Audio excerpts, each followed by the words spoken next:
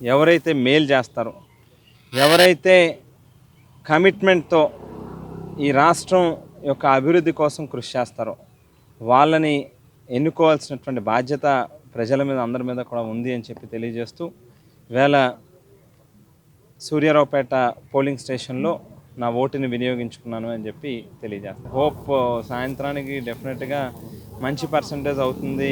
ప్రజలందరూ కూడా మరోసారి మంచి చేసే ప్రభుత్వాన్ని ఎన్నుకోవాలి అనేటువంటి ఆలోచన కనిపిస్తూ ఉన్నట్టుగా స్పష్టంగా తెలుస్తాం. వాస్తవానికి గమనిస్తే తూర్పుగోదావరి జిల్లాలో మిగతా ఇతర ఏ నియోజకవర్గాల్లోని కూడా పెద్దగా అల్లర్లు డిస్టర్బెన్స్లు జరగట్లే. బట్ రాజానగరంలో మాత్రం దాదాపుగా ఒక 15-20 ప్లేసెస్లో బూతుల దగ్గర బాగా న్యూసెన్స్ క్రియేట్ చేస్తూ ఉన్న వాతావరణం కనిపిస్తూ ఉంది.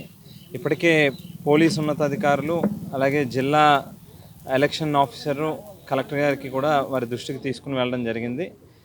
కేవలం ఉడుకుపోతుతనంతో ఎక్కడో ఏదో రకమైనటువంటి డిస్టర్బెన్స్ క్రియేట్ చేసి ఎన్నికల్ని సజావుగా జరగకుండా చూడాలి అనేటువంటి ప్రయత్నం చేస్తూ ఉన్నారు.